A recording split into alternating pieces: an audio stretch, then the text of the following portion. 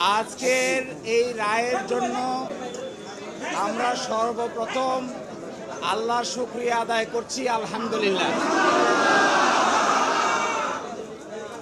Bangladesh supreme কোর্টের appeal বিভাগের পূর্ণাঙ্গ বেঞ্চ জনাব এটিএম আজহারুল ইসলাম সাহেবকে সকল অভিযোগ থেকে বেকসুর খালাস প্রদান করেছেন।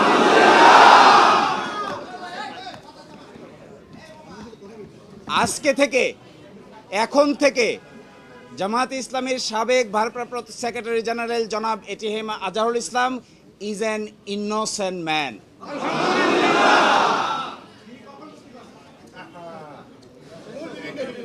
এই রায়ের মাধ্যমে আমরা মনে করি সত্য জয়ী হয়েছে, মিথ্যা পরাজিত হয়েছে।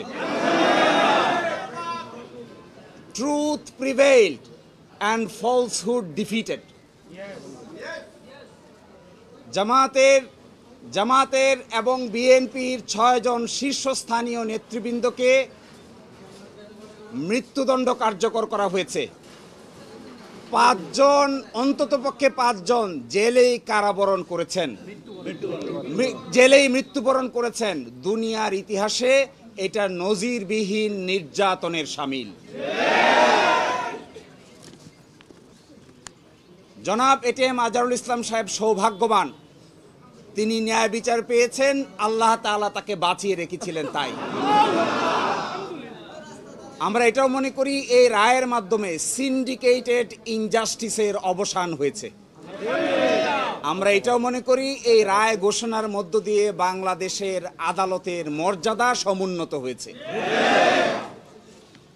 এবং আদালত 4টি অবজারভেশন দিয়েছেন। তার মধ্যে প্রথমটি বলেছেন, অতীতের রায়ে বাংলাদেশ সহ এই ভারতীয় সাবকন্টিনেন্টের ক্রিমিনাল বিচার ব্যবস্থার পদ্ধতি চেঞ্জ করে দেওয়া হয়েছিল, এটা ছিল সবচাইতে বড় ভুল। আরও বলেছেন, আদালতের সামনে উপস্থাপিত সাক্ষ্য প্রমাণ অ্যাসেসমেন্ট করা ছাড়াই জনাব এটিএম আজহারুল ইসলাম সাহেবকে ফাঁসি দেওয়া হয়েছিল। এবং আরেকটি ইম্পর্টেন্ট কথা বলেছেন যে পৃথিবীর ইতিহাসে এটি একটি ট্র্যাভেস্টি অফ ট্রুথ, অর্থাৎ বিচারের নামে অবিচার। আরও বলেছেন, যে সমস্ত তথ্য প্রমাণ আদালতে হাজির করা হয়েছিল অতীতের আপিল বিভাগ তা সঠিকভাবে বিবেচনা করতে ব্যর্থ হয়েছে। ফলশ্রুতিতে আজকে জনাব এটিএম আজহারুল ইসলাম সাহেব কে বেকসুর খালাস প্রদান করেছেন। বাংলাদেশের ইতিহাসে নয়, পৃথিবীর ইতিহাসে এটি একটি নজিরবিহীন ঘটনা হয়ে থাকবে। এরই মাধ্যমে আমরা মনে করি ন্যায় বিচার প্রতিষ্ঠিত হয়েছে, সত্য বিজয়ী হয়েছে, মিথ্যা পরাভূত হয়েছে। নতুন নতুন ভিডিও পেতে চ্যানেলটি সাবস্ক্রাইব করে পাশে থাকা বেল বাটনটি অন করে দিন। আর ফেসবুকে দেখে থাকলে পেজটা ফলো দিয়ে ভিডিওটা শেয়ার করে কমেন্টে আপনাদের মূল্যবান মতামত লিখে জানান। দেখা হবে পরবর্তী ভিডিওতে। তত সময় ভালো থাকবেন, সুস্থ থাকবেন। আল্লাহ হাফেজ।